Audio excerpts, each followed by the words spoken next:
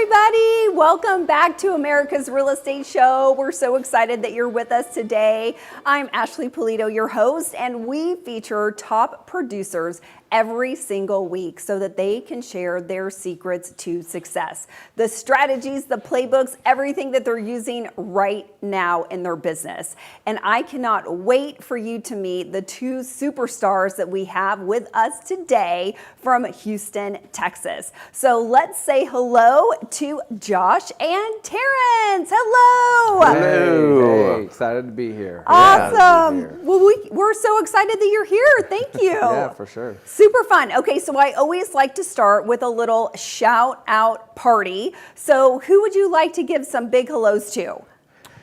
You want to go first? Or Sure, I'll go first. So I would like to give a shout out to Megan Bankston in Omaha, Nebraska. She's the best agent out there. She's absolutely incredible. Obviously, our team, who's holding down the fort. So I would love to give a shout out to them and thank them for allowing us to get up here. So awesome. To see them. Yeah, I got to shout out my dad today. It's his birthday. So happy birthday, Dad. Yeah, super awesome and thankful for him.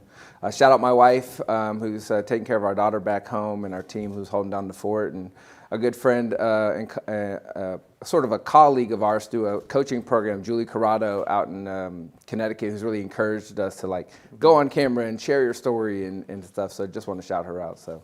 Oh, that's perfect. Well, you are on camera and sharing your story. We are making it happen. All right. And if you guys don't mind, I'm going to give a quick shout out to everybody who is watching and listening today. Thank you again so much for being with us. And we want to know who you are. So take some pictures today. Take pictures of your screen.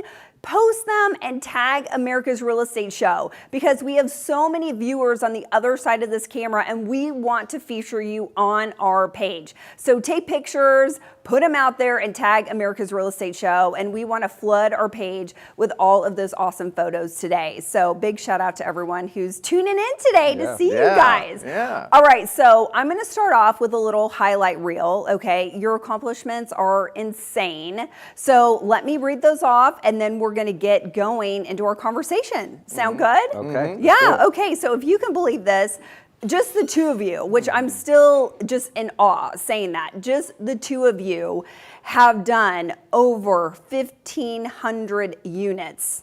You have closed over $1 billion in sales. Over $1 billion in sales, just the two of you guys. I mean, that is absolutely incredible. And I want to emphasize all of this without buying a single lead. And that's really the topic of today's conversation that we're going to be diving into. So before we get into all of this, Terrence, you had just graduated with a degree in economics, business, and entrepreneurship. I did. Josh, you were already in the real estate business, and interestingly enough, you guys did know each other. Right. And you were helping Terrence find a job. Yes. You were really wanting to help him find a job. Yeah. And there was a period of time, I don't know if it was several months that had gone by, but you just kept hearing several months, several months, and you just kept hearing, we're not hiring. Which is just crazy to me. Economics, business, entrepreneurship, and no one's hiring at this particular time. Yeah. I think, it was around 2009? 2009, I mean, the economy had collapsed and nobody was hiring. Senior level people were taking entry level positions. Yep. So when you think you're going to do oil and gas analyst work, and so you get out of college and you're literally in the desert and there's no opportunity. So that journey sort of led me to where I am here. Yes, so that is my very first question for you, is I would love to know, what was that tipping point where you and Josh finally had this conversation where you said to him in some fashion, look, I think that you would be perfect for the real estate industry. So tell me what the tipping point was and how all of this went down. Yeah, do you want to tell your side of the story? I'll tell my side. Yeah. So we knew each other through church, through a Sunday school group, and Basically, I thought, he's got the personality, the profile, he just connects with people on a deep level, and he'd be really good at it. So I approached him about it several times, but he kind of was like, hey, realtors are, I got a degree, I don't need to do that. I don't need to do that. And it took some convincing. I wrote him a little email, and then he responded to that. So, but I'll let him tell his, because he was the one who tipped. Yeah, he was the one who tipped. Now, from what I remember, it wasn't a little email. Like, it was pretty in depth, right? So he wrote the equivalent of would be a 3-page letter. A 3-page letter. Okay, you were serious about this. Yeah, so I'd basically blown him off. This is also pre-chat. So I had to Pre-chat actually GPT, so think yeah. it Right, out and write it. right. So, yeah. You had to write your own email. Exactly. Well, when someone writes you something that long, you sort of have to pay attention. We were friends. We'd become good friends at this point, and he was trying to help me find a job in the oil and gas world, do a lot of his contacts from real estate. And doors kept closing, and so he said, I think you should come do this with us. We're looking to add a partner. I think you'd be great. And I said, I went to college. Why would I want a real job? I think it's actually what I said. I want a real job. Yeah. Just sort of hilarious. But all the doors kept closing, and I feel like sometimes God will close some doors to make it obvious of the ones he opens. Mm-hmm. And so he sent me that long email, and it said, hey, here's the roadmap. This is what we're doing. This is why I think you'd be great at it. And it was sort of all the things I needed to really hear. And he said, I think you need to at least come in and talk with us. So I said, okay, I'll come in and meet with him and his mentor and business partner. And in like 10 minutes of that meeting, I knew this is exactly what I want to do with my life. So how did you know? I mean, what was it? It was a little bit of a feeling of what they conveyed about, hey, here's what our life looks like. This is the journey we're on to build the life we want. And some of the backstory I was sharing with you before was I saw my father be forced out of a job from his company who had given his life to for 25, 30 years. I saw later my father-in-law go through the same thing, giving his whole life to a company for 30 years and being replaced by somebody who was newer and younger and cheaper. Mm-hmm. And there was just something about the idea of, hey, these guys are betting on themselves. They believe in themselves. They believe in what they can accomplish. And I want to be a part of something like that that's growing, that really is taking on the challenge to build a better future for yourself and your family by your own hard work. And I really believed in that. And I'm sure that there was something inside of you too, thank you for describing those experiences, that had you say, you know what, I'm gonna build something that nobody can take away from me. Yeah. It's gonna be mine and no one's touching it. Mm-hmm. I have control. Mm-hmm. Was that thought maybe going through your mind too? Yeah. Lack of control will give you anxiety. I mean, oh yeah. we struggle with that now, like having control of things. But being able to be in charge of, I can wake up every morning and get after it, and nobody can take that away from me. I can build the destiny I want with hard work. Yes, we can control our activity. Yeah. We can control 100%. The outcome of that. Yeah. Yes, for sure. So I'm super curious to know, after building this business now together for 20 years, which that's probably hard to believe that already like 2 decades have gone by, right? I feel it. You feel it. You feel it like in your body. In my body. Yeah, you feel it. So I'm really curious to know what the secret is. What is the secret sauce to building this business, this partnership, and performing at the level that you have for so long? I mean, you obviously have been incredibly consistent. So what would you like to share with all the agents who are watching and listening today? You've built this very successful $1 billion business, 20 years together. What are some secrets you want to give them? Oh man, there's a lot. We work entirely by referral, and that was early on how I wanted to work. It was how our mentor, how he had done it. He had done, which another shout out, Larry Mercer, great man, absolutely incredible person, but his whole business had been built on referral, and he had done just a massive amount of business. So, when I came on, we got to kind of systematize it and make it more streamlined, to buy back bandwidth so we could have time to ourselves and that kind of thing. I think the biggest thing is finding a mentor, finding someone that you trust that runs a business like you want. And that can be hard to find. And also be collaborative. I think that's extremely important. Be open. I mean, we're always an open door. I mean, every office we've ever been in, it's been a revolving door. People on our team, people not on our team. Yeah. I mean, I would say 25% of our phone calls are to other agents in our market that are just calling to see what's going on or need help with something and that kind of thing. Right, for sure. So, but what I'm and I know we're going to dive into your whole business model, but what I'm really curious about, just like right now at the very beginning of our conversation, is your partnership. So do you have strategy meetings? Do you have planning sessions?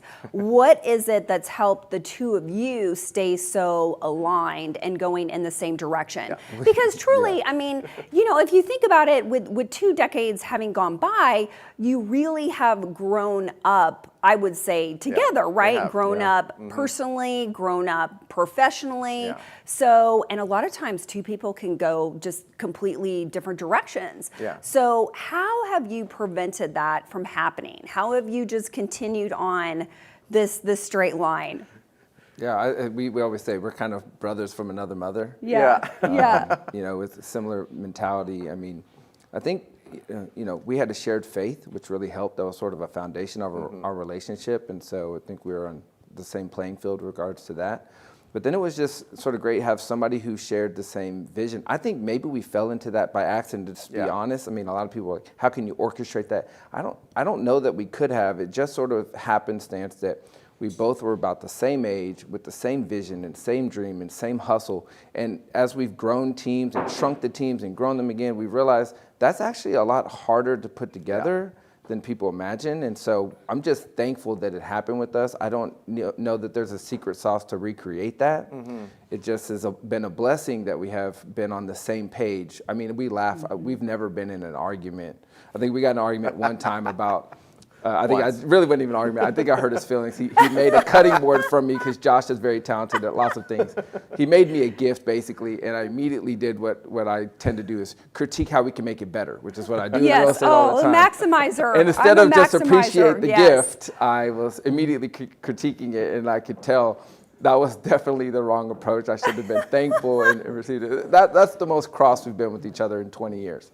So, in his defense, I took the advice, and every cutting board thus forward had the modification. I love it. Has little Terrence Flair now. Communication is key. Yes. And you asked about strategy meetings. You know, we've something we obviously need to get better at with our team because we get through periods where it's a consistent thing, but then not. We're in a perpetual meeting. I mean, it's a daily interaction. We're in-office agents. It's just constant communication. I think that's really important. I think what I've seen with teams and partnerships that kind of go sideways is there's so much space between that communication that gives time for people to maybe go off on their own direction without any input from the other half. So, you know, it's kind of like a marriage. You know, you got to work at it. I always hated the idea of meetings for meetings' sake. But we communicate. Me and Josh especially communicate all the time. It's text chain. We sort of do life together. Two our families have for years. So we are in a constant level of communication and brainstorming. I mean, the whole plane flight here, we're revising our entire listing packet on the plane. I mean, most times people are watching movies or sleeping, and we're brainstorming every different detail we can to make it better and level up. So we just communicate constantly. And I think if you're in community with people who really believe in you and you believe in their vision, you want to be connected to what they're doing because they're going to share nuggets. Like our mentor, Larry Mercer, he would just pour out the 40 years of real estate experience on us. So like I wanted to be at the table and catch every crumb and every nugget, every saying. And so I just think if you really want to grow, you got to be in community, in conversation daily with somebody who's on the journey with you. So right. Well, and it sounds in like the office. I think that's actually we're real big proponents of every single day. I'm in the office, very like organized, regimented schedule, and so that just in proximity, you learn things, opportunities come because I'm not in my PJs, which would be fun in my living room trying to type on my keyboard. I've not been successful trying that. Right. You can't find a lead between the couch and the seat cushion. Right. Well, I mean, I think what I hear you saying, just kind of overarching, is, you know, that synergy that you have together, right? It's so important. And I really think we get energy from other people. And when we're with the right people, the right mentors, the right partners, that energy just naturally flows to where, like you said, on the whole plane ride here, you guys were excited. You were dreaming. You were talking through ideas. this. And I think that's when you know you have a great partner, Yeah. right? A great business partner, a great friend, a great, and so on throughout our life. So I want to share something back with that you said with me when we were prepping for the show that I thought was so brilliant. And we were talking about it again on the way over here because I just think it's so good that I wanted everyone to hear this. So you shared with me that if you want to make your impact wide, you have to make your focus small. So I really wanted to ask you to break that down for us and explain what you mean by making your focus small. Yeah, so in full disclosure, I have completely stolen that from Brian Buffini, who is one of the best real estate coaches in the business. But it's this idea, I think when I first entered real estate, you don't really sort of know what to do. So you're just thinking, you scatter yourself really thin everywhere, sort of shotgun blasting, if you will. Like, let me try this and let me try that. And there's no consistency and everything cycles. And it's just really hard when you're really surface level on everything. But if you want to have a really wide impact, if you make your focus hyper small, and for us that was, let me focus on the people who already believe in me, who already are championing me out there in the marketplace, who want me to succeed. If I can make my focus on those people who already believe in me, I can grow that sphere of people consistently with that kind of focus. Instead of being sort of disorganized about where I'm putting my efforts and time, it's like, let me spend time in those relationships who believe in me. And that has just grown and grown and grown over this 20 plus years. Yeah. Perfect. And that comes back to what we were talking about earlier as far as advice for new agents, is finding someone that runs a business like you do. There's 100 ways to run this business, but find someone who is hyper-focused and has that small focus on the way they do and the way that they do it very, very well. And working by referrals is what we do. So, that's our small focus. Chad Smith said this on your show originally. I think he said, you want to find someone who has done it and is willing to teach you. Because there's a lot of people who are willing to teach who have never done it. Yes. I mean, circa everybody on Instagram probably. There's a lot of people who know how to do it but aren't willing to teach you. That's hard. But you want to find someone who's got both and find that mentor and just literally learn everything that they can teach you. Oh, that is so good. Yeah. Okay, so let's talk about the 80-20 rule, because this really starts to dive into your whole work by referral system. Okay, so you have to be super clear about what 20% is actually going to bring you the business, right? So if we believe in the 80-20 rule, then it's going to be really important for us to know who that 20% is. Yeah. So my first question is just kind of high level tech talk. What CRM do you use? And then I would love for you to explain kind of your process of what happens when you are entering a contact, a relationship into your CRM. So let's just start kind of high level and then we're going to drill deep. Yeah, I love that. Why don't you Yeah, start? so we use Referral Maker, which is Buffini CRM. So we've just always used it. It's what we know, and we know it really well. Within that CRM, you kind of rank or rate your clients as they kind of come in, to A+, A, Bs, and Cs. And an A+ client is someone who's referring you 3 to 4 people a year. I think the most important thing, and we kind of talked about this with you, we talk about this all the time, is the A+s aren't always the people you want to hang out with all the time. So, but they're the people that are advocates for you and are, they're loud for you. They're constantly telling their colleagues and coworkers and family and friends about what you do. And I think that's the most important thing, is tracking who are your A+s, that they actually referring you. And you can track within that CRM that they referred you XYZ. So as you're putting that person in the CRM, who referred them. So it's a way to kind of track who you should be focusing on, making that focus very small. I have great C-rated clients that I love to hang out with that, might refer me over the next decade, but man, they're fun. And then my A+s, those are the people that they believe in me and just push us forward. So yeah. So if you're at home and you're new into real estate, like if you just zoomed out and said, what is a CRM? What do I even need? It's a contact management system. Like if you can't be a part of a brokerage that's supplying that for you, like a Realty of America is, which is awesome, you have that at your disposal.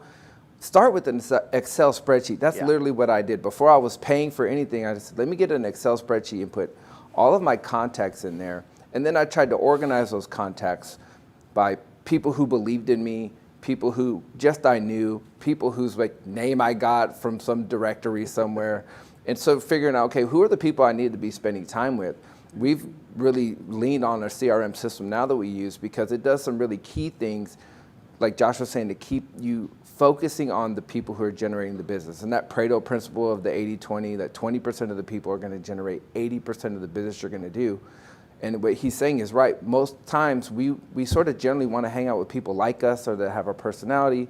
And as if you're just sort of floating through, I don't know what to do today. I wake up and like, well, let me just call the people I like. If you don't have a system for that, what you'll realize is you spend a lot of time with the people who you like a lot, but they're not sending you any business. And so the CRM that we use now helps us sort and qualify all those leads, so we know, hey, these are the 8 people I need to call today. So when I come into the office, I know the exact playbook for the day, the exact number of calls I'm making and to who, the exact number of notes I'm writing into who, and whose place I need to stop by and connect physically in person. And so it's really good to the idea of like getting organized around your CRM, because you'll spend a lot of time with people you like just by default, but those aren't maybe the people you need to be spending time with.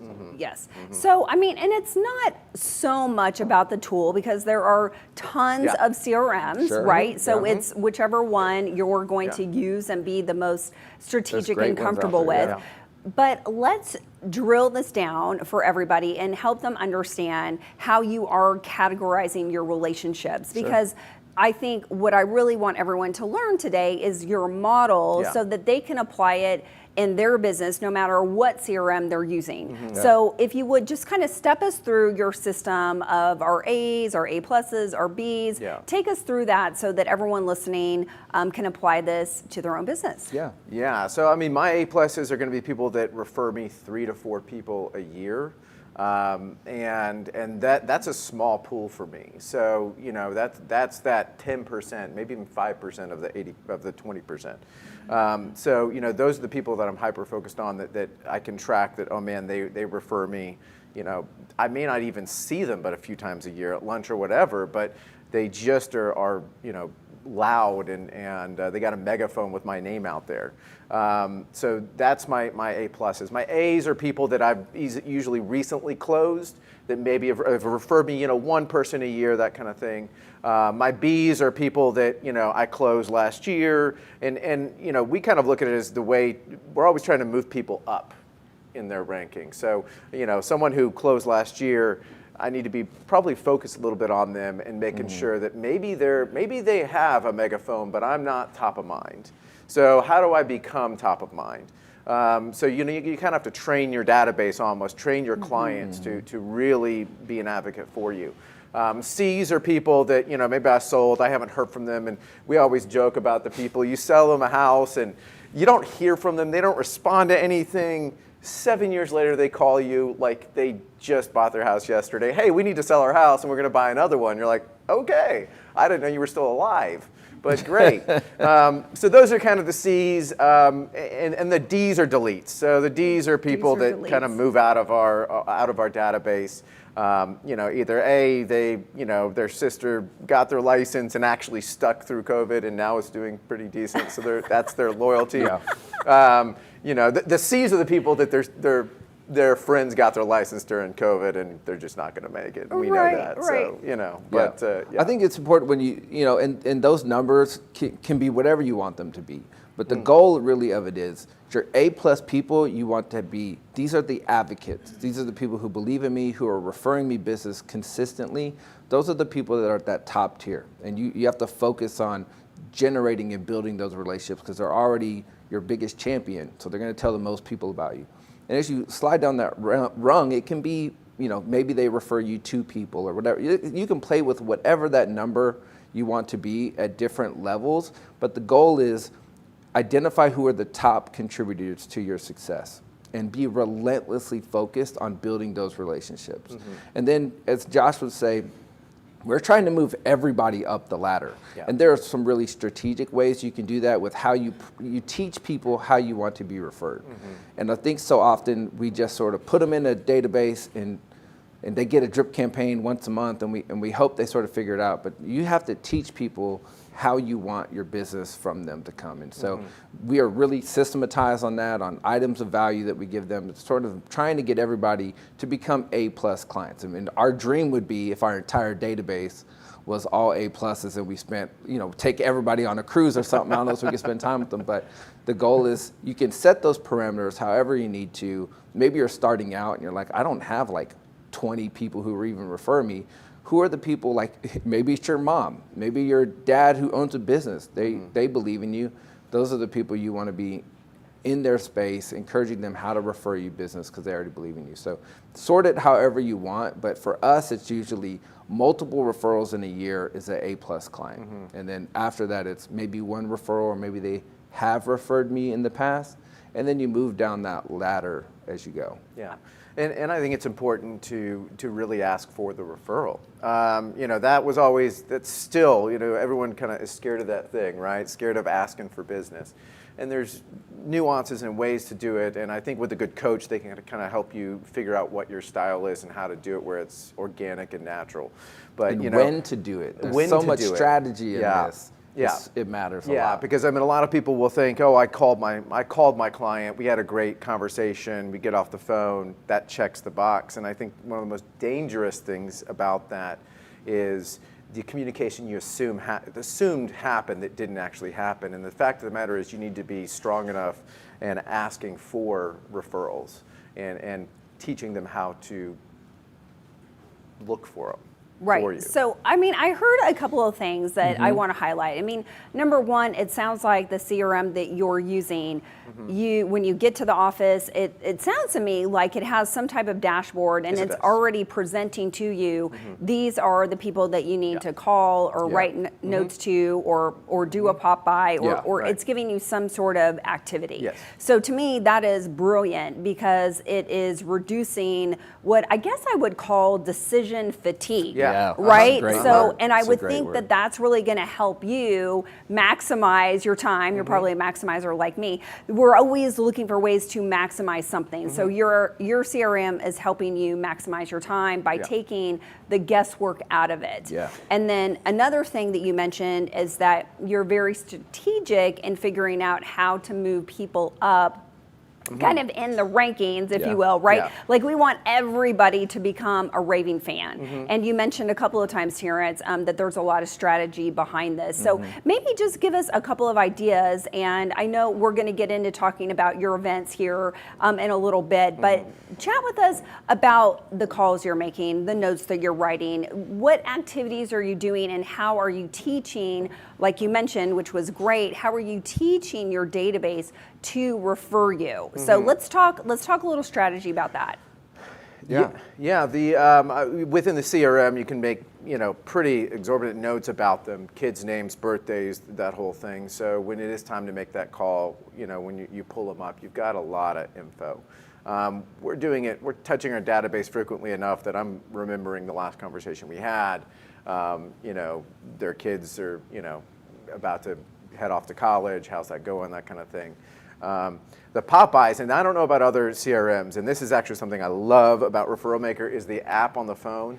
When you pull up the map, because we're realtors, we're road warriors, we live in our cars. So, when you pull up the map, I'll be out in a part of Houston and I'll just have 30 minutes before my next appointment. I'll pull up the map and it'll be like A+, and it just has them, they're right down the street. And maybe they're not on my pop by list for this week, but I'll just drive by and either just take a picture of it, hey, was just in the neighborhood, hope you're doing well, let's grab coffee soon. But yeah, you can talk to your version of the pop by, because the tactics change, but the principles don't. So, I think that's what It's like contact, care, and community, right? You're trying to build relationships with people. The name of the game is relationships. So in the process of a relationship building, I think of it when you're in a transaction with somebody. There are high moments in that transaction when they're probably primed to refer you somebody. There are emotional high points. So capitalizing on the timing of that, of when they're in certain key moments, asking for, hey, do you know anyone else that would appreciate the level of service I provide. They're primed at certain moments to, hey, yeah, you know, actually my neighbor was thinking about buying a house. They need to call you. Oh my gosh, I can't believe you got us this house. Yeah, my neighbor needs to call you. Or my sister just moved and she needs to list her house again, and you did such a great job for us, and we're in the middle of the transaction. So there are certain sort of key moments during a transaction with somebody that you could prime them for a referral. And if you're already in the database and I'm doing community with you and connecting, I'm trying to build a relationship with you in a way that's deeper than just like, what's the value of your home today? In fact, all of the notes I write, I probably write somewhere between 10 and 20 notes a week. And those notes are never, you know, hey, are you ready to sell your house? Or did you realize the value of your house went up? It may be something simple like, hey, I drove by, was showing in the neighborhood and saw your landscaping looks awesome. Like, tell Susie, great job. You're staying top of mind with those people. Real estate conversations follow everything. We sort of joke about this. You don't have to tell people what you do. You have to talk about real estate at all. It comes up in every conversation, everywhere, all the time. And so trying to build strategic relationships, caring about people. There's a great book called Unreasonable Hospitality that sort of identifies like the heart that goes into what we do, trying to provide people with a level of service that's so beyond what they expect that they can't help but become your raving fan. And so then being sort of willing to at that moment say, hey, do you know anybody that I can help? And it sort of feels sometimes when you're starting out, you're like, God, I don't know, it feels like pushy to ask for a referral. So like there's smart ways. Ben Andrews is another agent that I really look up to. It's out in Portland. He told me one time, hey, instead of asking sort of a direct way, like there's some roundabout ways that you can ask, like change the verbiage up a little bit and just a little bit of the change. Like, hey, is there anyone else you know that I can serve? Like all of a sudden it feels a lot less pushy and you're leading with service. And so there's just lots of little tips and tricks like that we've employed over the years to try and elevate all the people in our database to move up the ladder. And then we were sort of sharing with you, like we've become like really, really focused on events and try to provide experiences for people that all sort of undergird this whole contact, care, and community approach. Definitely, and we're for sure going to dive into your events. Yeah. But let's go back to kind of these key moments. Sure. So because this is the good stuff. So talk to our audience, teach them. How can they learn what kind of these key moments are? Because now I imagine that it's just natural for you. Like, you've done it enough times that you just like have the feeling and you know when that energy is right. Yeah. So for the agents who are not even necessarily new, but just, I think everybody is always in a season of their business. And the whole reason why we do this show is so that everyone can get from wherever they are right now to the next level where they want to be. So talk to us a little bit about what those moments are, kind of these key moments where our agents can learn are the right, kind of time to give that little nudge. Yeah. This morning we were actually talking about the things that we do that we just assume are normal, like calling to confirm an appointment before you show up. Like, I just do that naturally.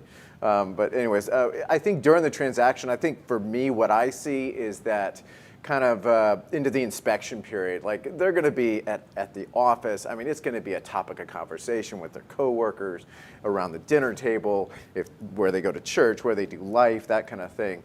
And I think that to me is a very important moment in the transaction, because after that it can kind of go into a little bit of a lull where the financing is working through, if they're not paying cash, that kind of thing. But I think that's an important spot for me to kind of really reiterate, hey, if you know anyone else that I can help, that I would love to serve. And to me, that's important. And then there's others. I'll let him touch on some others. I think your guest last week said something that I thought was really great. She puts everything in her CRM notes, like everything. I'm talking every key moment that your client talks about. When I overhear them talking about their favorite food, I log all of that stuff in the CRM. So if I know I want to do something special for Susie and John, and it's their anniversary, because I've paid attention and I've written all that stuff down, I know they love French food.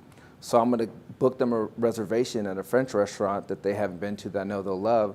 It's just say, hey, just want to treat you guys. I really appreciate you investing in my business success. I want to do something special for you.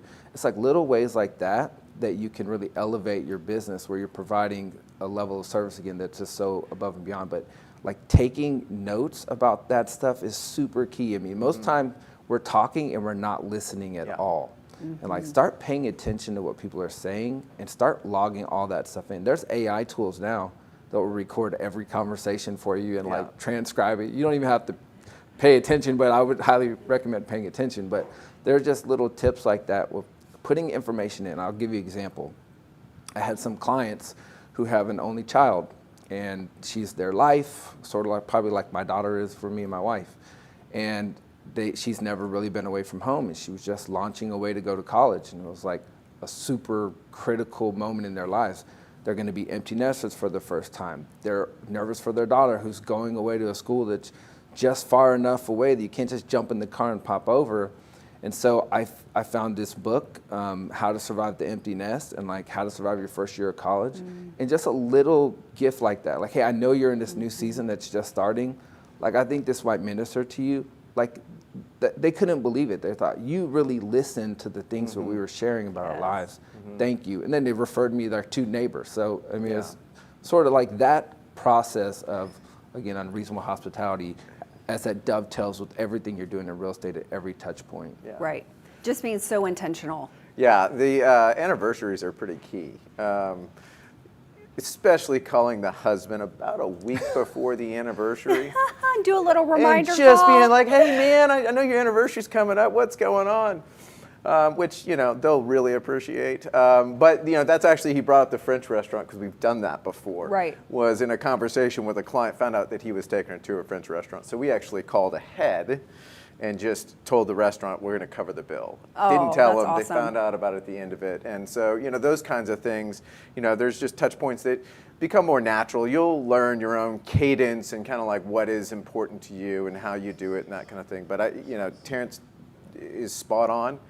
Listen. Absolutely listen to your database. And it's hard to do because you'll be on the phone and your phone's blowing up. Just put it down, have the conversation, and listen. Yeah, just being, it sounds, again, just being Be super, be present. Thank you, that's so good.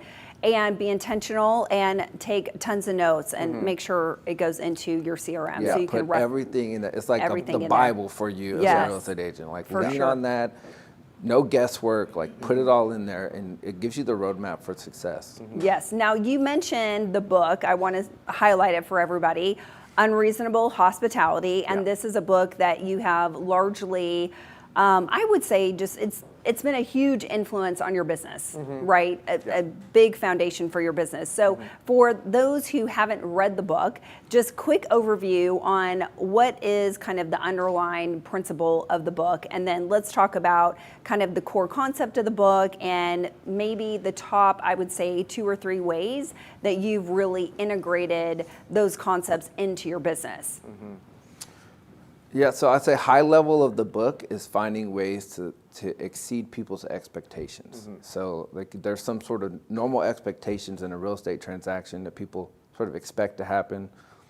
If you're just doing what people expect to happen, then there's no wow moment. There's no, you haven't won anyone over. No one is going to become a fan of just doing the normal thing. The story of the book, just a real Cliff Note version is, the author was a chef at a restaurant in New York, and he came in, and his first year in, he was the 50th highest rated restaurant in the world, and he made it his goal to become the #1 restaurant in the world. He did it in lightning speed. Yeah, less than a year. Less than a year. And it wasn't food. He goes, he's standing there in this room with the top 50 chefs in the world. We all have good food. And how he did it was his unreasonable hospitality. And he gives us some incredible examples that just kind of get your mind racing, going like, how can I implement that in my business? And how does that work into real estate? And it's very similar. The restaurant business and real estate is very similar.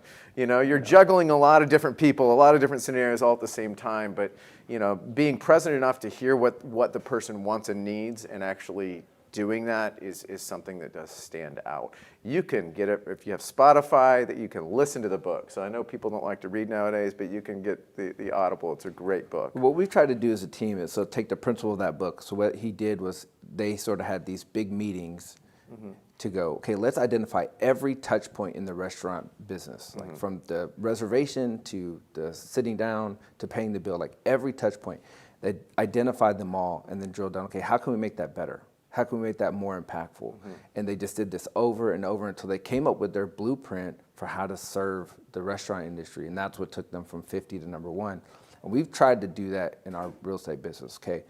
There's a cadence to everything in real estate. There's certain transactional moments, like what would make this better? What would alleviate some of the questions that come? Like, how do we elevate every element of this process so that people can't help but tell everyone they know about you? And when you don't buy leads, not that they're bad, because, some people built their whole business on buying leads, and that's great. And like, I love about real estate that there's so many different avenues that you can do it and do it successfully in.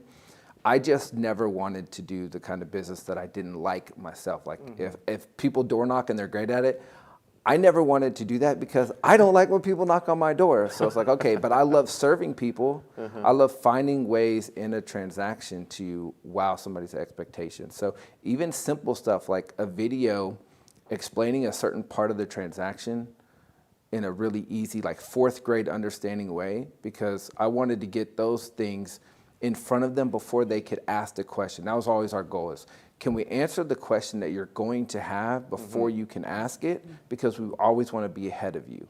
And so taking that whole approach of unreasonable hospitality, let's identify every touch point. And like, this is an ongoing thing. Like, we continue to drill down on it and improve, and like, we're not even close. I mean, forget all the numbers. You're only as good as the last house you sold. None of the numbers matter. Yeah, they don't. So like, just ignore them and just get focused on improving with that idea of like, how can I serve somebody better and make it a better professional experience?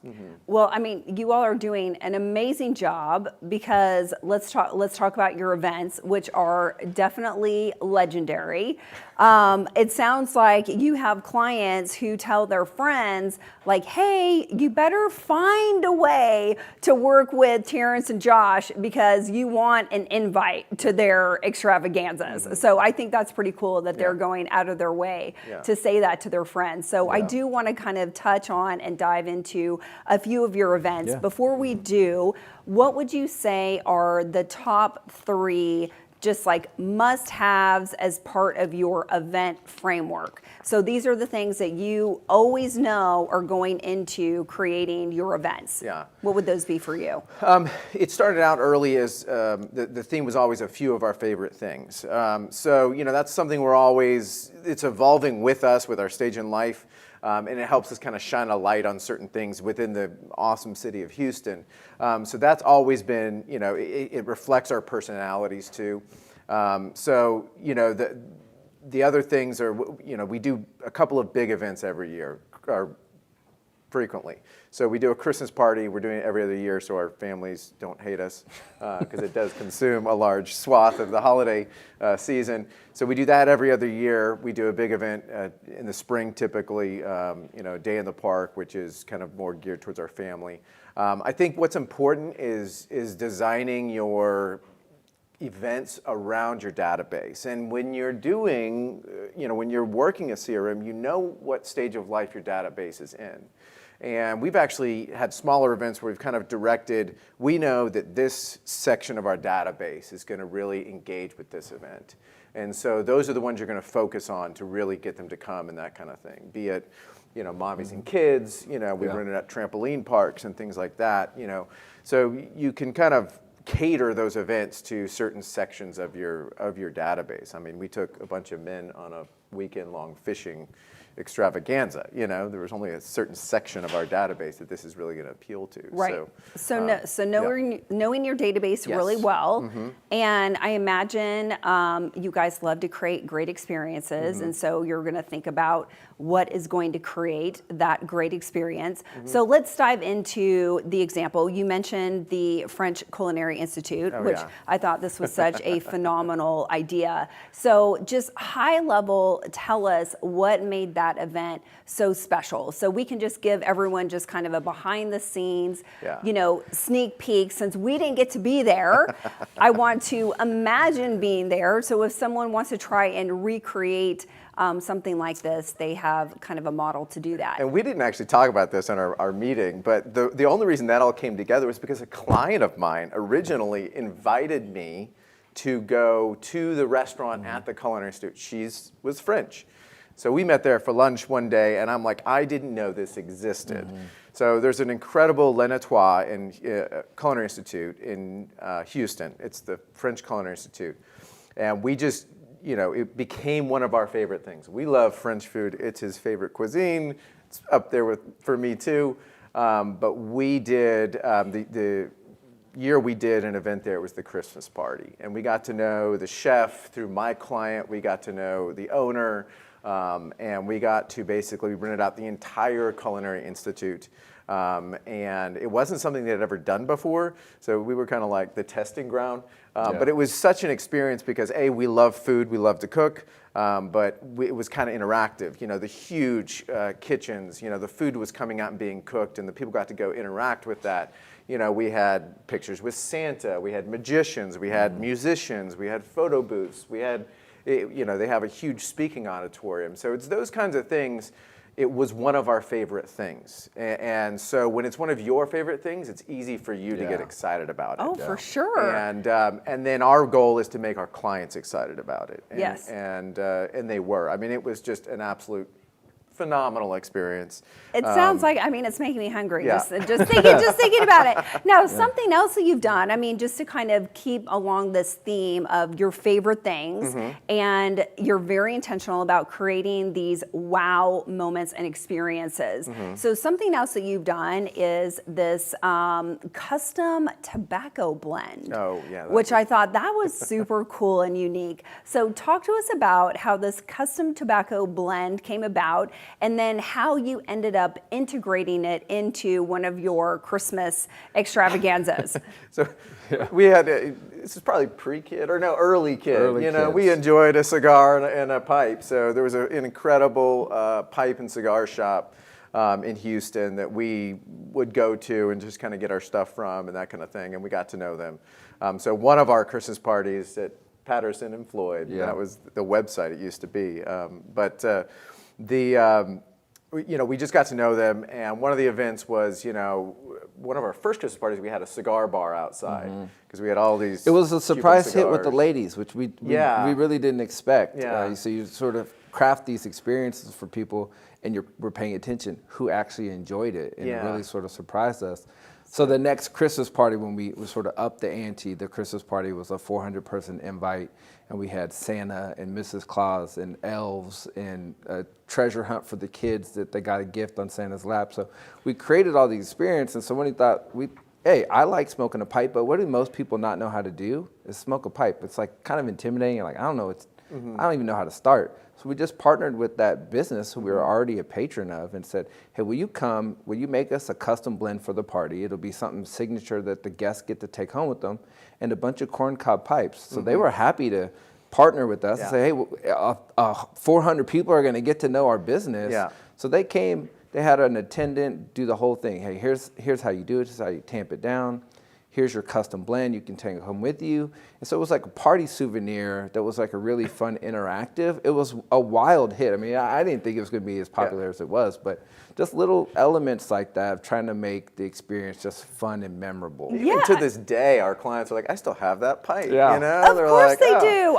Because that's so cool. Not only did you partner with another local business, which I think is great, you had them make you a custom tobacco blend that no one else has. Right.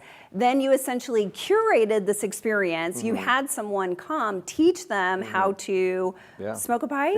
Right? Okay. I'm like, clearly I know nothing about this. From start to finish. And that was one experience. That was one experience. That's not like a Christmas party. No, that was just one experience. So, it was one of the many experiences. So, that's what we're after. So. I love that. I think that is so cool. And something that's going through my mind as you're, talking about all these things is, and I think, Terrence, you had mentioned this, that you are really intentional about kind of creating these activities. So we'll use this, learning how to smoke a pipe as an example. You are having these at your parties. Yeah. So I feel people aren't intimidated because there's a whole bunch of people there that they don't know, right? Yeah. And so now you're giving them something to do, and they don't feel awkward about having to make small talk with someone, maybe? It was something we were talking about. Like, people will come for good food, like really great food, so make the food great, and good entertainment. But one of the things that's tough, you walk into a big room of people you don't know, like you feel like you're at one of those things with the name badge on, and you're like in the corner, like, I don't know who I'm talking to. And so we said, if we give people something to do, something to interact with, they're going to stay. They're going to make a friend with somebody doing it with them. Yeah. So that's been things like a cigar bar or a pipe tobacco lesson, or even things like playing casino games. At our last Christmas party, it was like clients from me, from my database and his database, end up becoming good friends. They sat down at a table learning how to play craps because everyone wants to play that game and nobody knows how to do it. So like, why not do it at a Christmas party when the stakes are low? And then they became friends. And so every successive event we've done elements of that, and now our databases are becoming friends. They interact with each other in a way we don't have to manage the relationship at the event the whole time. They feel connected. And so, like when we're talking about strategic ways to encourage people to refer you, we've used the events as a way to do that. Hey, if you know anyone else that's thinking about buying or selling a home, why don't you invite them to the Christmas party with you? They also get to bring somebody with them so they don't feel alone. We can manage that budget-wise with knowing the invite list ahead of time. And so you just create elements for that to constantly be working towards building referral business. Yes, I love that. Okay, so let's switch real quick to Thanksgiving, because you guys are definitely legends at Thanksgiving time. No one else should try this. No one else should do this, but because both of you do love to cook, and you especially love to bake, I would love for you to share just really quickly what you are famous for. I'd rather not. Famous for at Thanksgiving time. We have to tell everybody this. Yeah. Okay. Go for it. I make yeast rolls. They're called Josh's Big Buns. Josh's Big Buns, everybody. Josh's Big Buns. You heard it here first. Yeah, right. Don't YouTube that. So we probably a decade ago, I started making them just for my A+s. Because I'd be baking anyways for my family. So we would, a couple days before Thanksgiving, make 10, 12 dozen of them, and it's a pop by, drop them off, and it kind of got out of control. So we, it was to the point where every year, like mid-November, I'm getting texts from clients. I just need to know that you are bringing the rolls because I've budgeted into my meal. And I'm like, oh, geez, this is kind of pressure. But was it last year? Oh, year before last, yeah. We also do some commercial. We obtained basically a commercial bakery amount of equipment. Through the benefit of some commercial real estate, we got our hands on a commercial oven, a commercial stand mixer, and prep tables. And so I turned my garage into a commercial bakery. Nice. So we ended up counting after the fact, and it was 2,700 rolls. So 2,700 yeast rolls that we baked from scratch. Yeah. Our whole team participated. So we had a room where the dough was rising and a baking station. Like it was sort of an operation. But what we were able to do is we got all of our databases together, and we figured out, okay, who are our advocates, who are our raving fans, and we organized who was going to get these rolls. We set up the delivery. We delivered fresh baked yeast rolls to all of these top-rated clients at places of business. So guess what happened at their place of business when you smell fresh yeast rolls? They're like, what is that? How do I get one? And why do you have that? Like, my realtor made this for me from scratch. Now, like I said, don't suggest it. The logistics alone, our admin, I felt like was going to just quit after that. We love to cook, so for us, it's sort of like therapeutic. Yes, it was your love language for sure. So we said, do things you love and do it in a way that serves your clients, and you will go from making a living to making a fortune. Yes, ooh, I love that. Now, isn't there some like delicious cinnamon butter that goes with this, like something like that? Homemade honey cinnamon butter. Okay. That Costco shopping cart, people had to think we were nuts. You're like, there's 25 pounds of butter. Don't worry about it. Okay, can I put in my order now? I mean, I think that you need to find a way to get this sent to me in Dallas. Yeah. We made videos. We sent that to our database this year. Like, we just taught you how to do it. Go do it. So, I love it. I love it. So, I mean, just, you know what, in summary, let's just use this as an example for everybody. You know, I don't even know my way around the kitchen. My husband won't even let me in the kitchen. That is a true story. So for people like me who are not going to be baking, what lesson do we really want to teach all the agents is using this example? What does everyone have to do? They have to eat. You know, that's kind of a given. I think that's a common thing across everyone. You just need to find the common ground, something you love to do that you can get your database to love to do if they don't already have to do it, I guess. So yeah, food's a common. For us, it was food. I mean, our first Christmas party, we cooked all of the food from scratch from Alton Brown's cookbook, which we have autographed copies of. So, like, for us, it's just an extension of who we are. And our clients, clients will be excited about things you're excited about. So just graft onto that. So for some people, I know some agents who are super successful with low-cost options, like a happy hour event that's very regulated. It's scheduled every single week. They do a short happy hour. And you build relationships. And so the cost is pretty low. The return can be very high. There's opportunities to invite people that you know thinking of buying or selling to the happy hour to meet me. And so it doesn't have to be complicated or over the top or expensive. You sort of just pay attention to what you love, what's easy to do, what's something that's feasible for you, and then just double down on it and listen to your database. What do they like? What are they giving you feedback on? Like, ask better questions. Sorting questions, identify certain things, and then make notes and then improve. Just always be trying to improve. We've actually included people in our database in some of the party planning meetings, you know. Oh, that's such a good idea. And just asking for their feedback and their ideas. So they love to be involved there.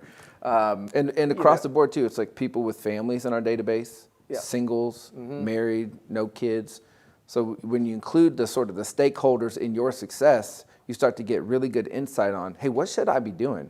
I may think this is amazing and everyone loves it, and your database is like, well, we like the other thing that you did. If you would do more of that, it'd be awesome. I think consistency is key. So, you know, because our database knows kind of the big ones that are coming up, and then you sprinkle in the surprises. So I think, we didn't even talk about this, but I think about Burger Buddies, which was, we retired that. But it was, we did that for a couple of years. Yeah, we would once a month. Yeah.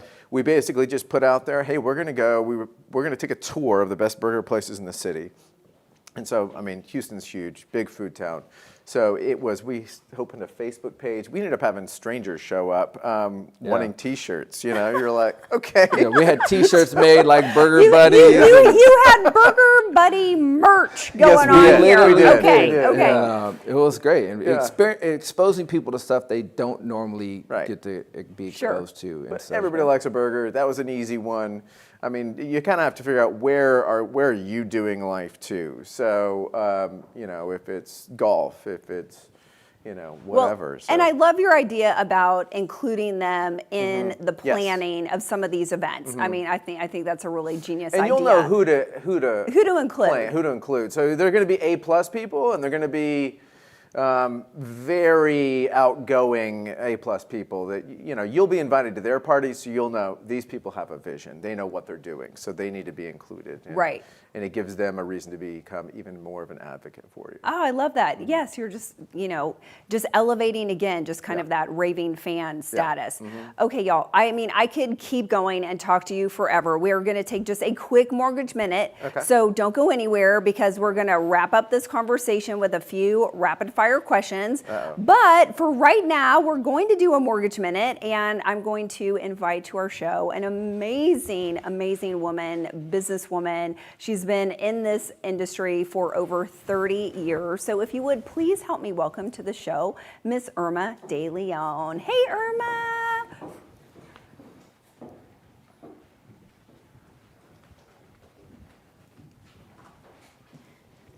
Hello. Hello, Irma. How are you? Terrace. Oh my gosh, I loved everything that you were talking about, but the first thing that came to my mind is exactly what Ashley talked about synergy. Synergy is when you bring two individuals or, agents or parties together, and it's stronger that way. Yeah, And so I can definitely see how both of you are very in sync, right, and have the energy together. Yeah. The other thing that really impressed me is the relationships that you build with your clients. You know them so well that you can categorize them. You know them so well that you know who is single. You may want to do like a singles thing together, right? Like the little dating thing. Or, they have kids, that kind of thing. It's just amazing because, sometimes I don't think we take time to understand a person or build that relationship. Yeah. And you've done that very successfully. However, I think you've done that very successfully because both of you together have a great relationship. So it all starts, I would say it starts from the top, so that would be starting with both of you. Thank you. So congratulations on your success, and thank you for traveling all the way from Houston out here to Illinois. Thank Yeah, you. that was great. Yes, thank you. Congratulations again. Hi, my name is Irma De Leon. I'm a 30-year veteran in the mortgage industry, and it is truly my passion. I've been blessed enough to start to mentor loan officers that are just starting in the mortgage industry. I absolutely love it. And I'm a single mother of 2 incredible sons.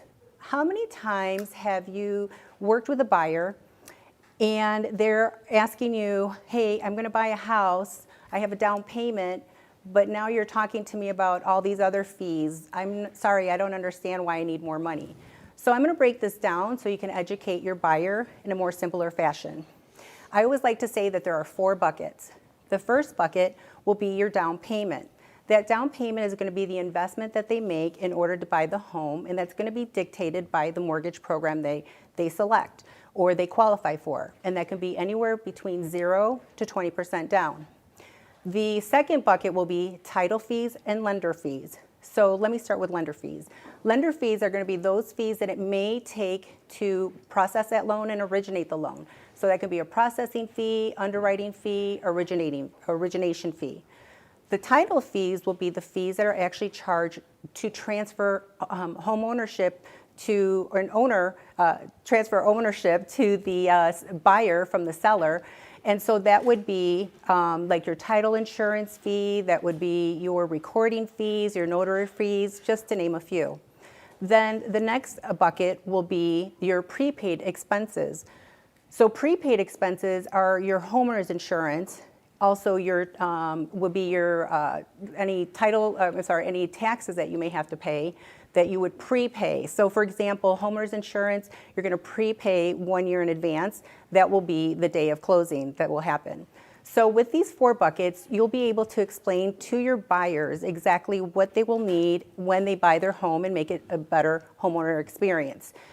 So if you have any questions whatsoever, or if you found this helpful to help you be a better agent, by all means, please do follow me on Mortgages by Irma on Instagram and DM me, or you can also follow me on Facebook. So DM me, one of my loan officers will be happy to reach out to you to help you through this. And remember, we have to continue to thrive in 2025. Thank you. All right, thanks, Irma. Thank you, Irma. Thank you, Aaron.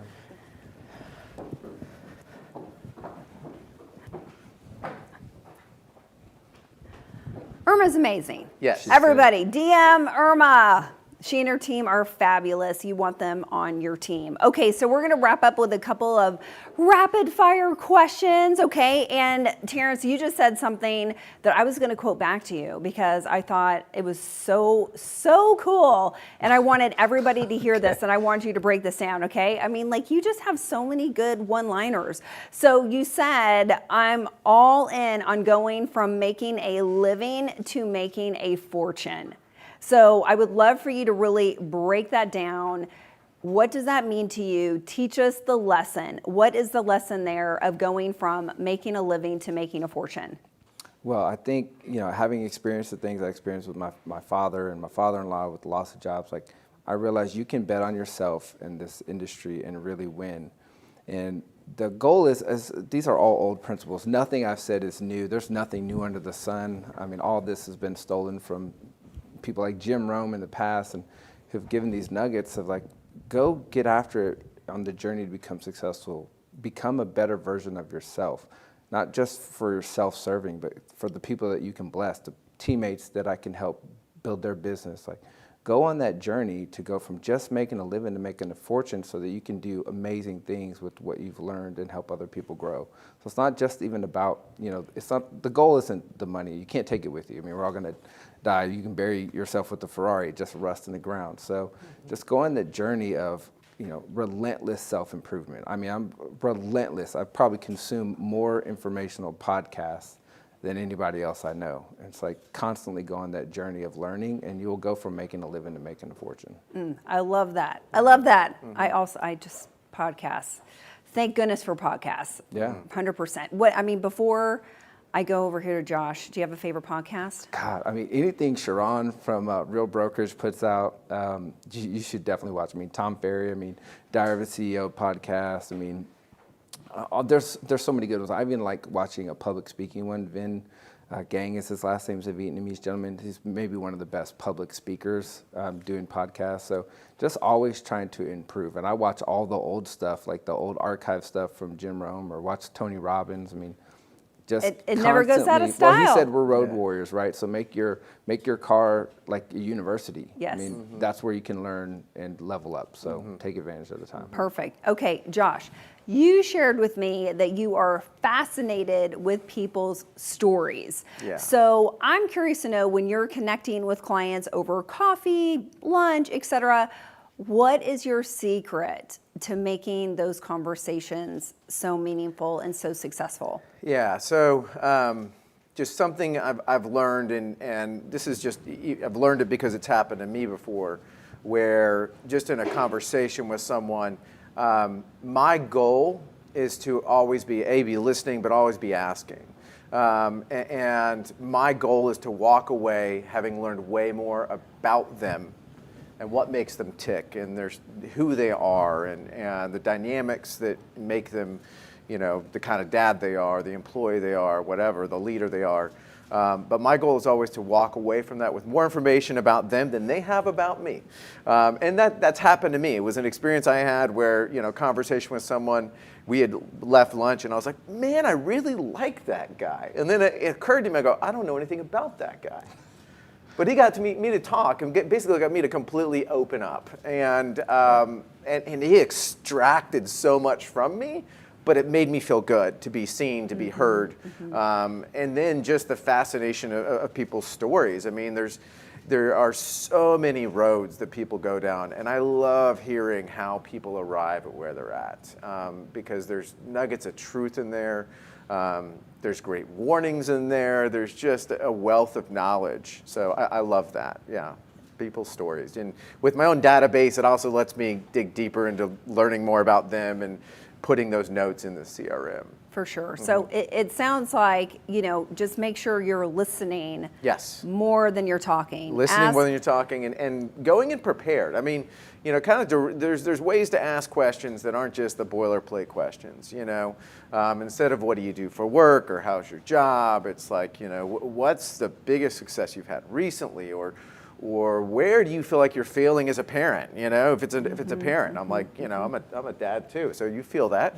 You're like, this is where I'm struggling right now. So those kinds of things. Right. The better questions you ask, the better the information that you're going to get. So people love to talk about themselves. They love to give advice.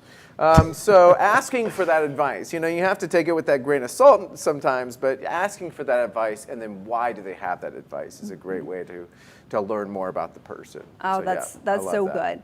So as we are wrapping up today, I would love for each of you, whoever wants to go first, I'd love for each of you to share a message to everybody who's watching and listening. So if you have this one moment in time right here, right now, what's the one message that you want to leave with everybody today that you want them to carry with them in their journey, in their own journey of success? What would that one message be?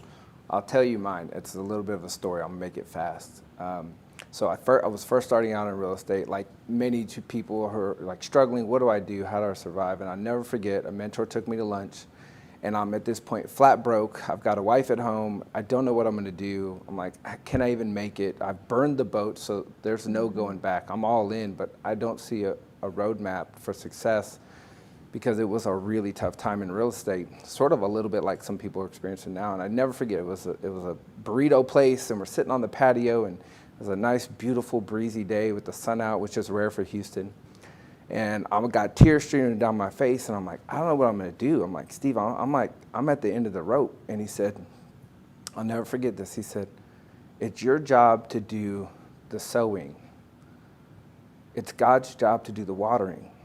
And I was like in the place where I just kept trying to do all the watering. And he's like, just do the sowing. God's going to bring the water, and you will reap a harvest. He's never late, seldom early, but he's always on time. And so if you're in that season where you're like, I don't see a path, just get up and do the next right thing that morning. For me, it was organize the system. I got to make these calls. I got to write these notes. I got to pop by these people. I got to trust God to water the field because he's the only one that can do it. Oh, that is so beautiful, Terrence. Just do the next right thing. Yes. Do the next right thing. Yeah. Josh, how about you? It's the only thing you can control. That's right, the it right is. thing. It is. I think being kind and always looking at your client as a person, not a transaction. We sit here and talk about our CRM and A's and B's and that kind of thing, and it sounds not personal. I don't see them that way. I see them as a person. And I think that's really important because it also helps you remove the financial, they're worth X amount of dollars in the commission. And I think if you look at people like that, it comes across, I think it's just bad for you personally. The other piece of advice is get a mentor. Get a coach, get a mentor, and get someone who has your back. Get someone who, has got your six, as they say. So I think that's very, very important. Find someone who runs a business like you. Find someone willing to share how they do it. I found that agents that I thought maybe wouldn't share, would have been very protective of how they do things, are very open. So just don't be afraid to go ask. The other piece of advice is I want everyone to follow me on MySpace. So you're giving a shout out to MySpace right now? Single-handedly bringing back MySpace. You're bringing back MySpace. Okay, that's the message for today, everybody. MySpace is coming back. You heard it here first on America's Real Estate Show. MySpace is coming. She's got it. Anyway, You're such the jokester. I love it. That's a beautiful message. Thank you so much. I mean, and speaking of that, finding mentors, finding people who are willing to share their playbooks. I cannot thank you both enough for coming on this show. I know our production team is going to put up a QR code to your Instagram page so that everybody can reach out to you. We don't have MySpace. We don't have a QR code to MySpace, but we do to your Instagram page. Tom's still my friend.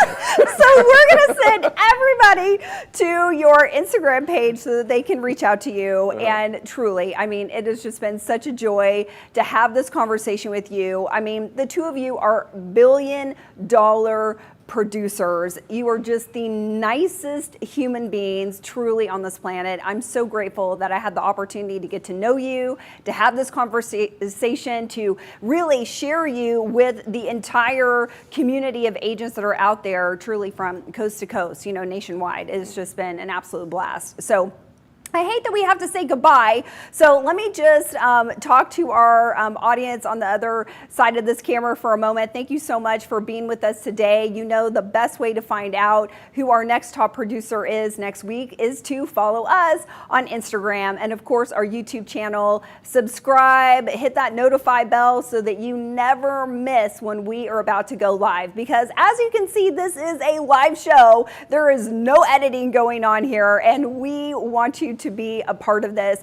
If there was something that really hit you today, if you had an aha moment, we would love for you to let us know. Take a picture of your screen, anything, post it, tag at America's Real Estate Show. We would love to flood our feed with all of your pictures because we'd really love to know who you are on the other side of that camera. So thank you so much for tuning in today. And I'm just going to say a quick bye for now, and then we are going to do our private mastermind and take some pictures. All right. So thank you again, everybody, for joining us today. Bye for now, and we'll see you next Friday, 11 a.m. Central. Awesome job, you guys. Amazing. We survived.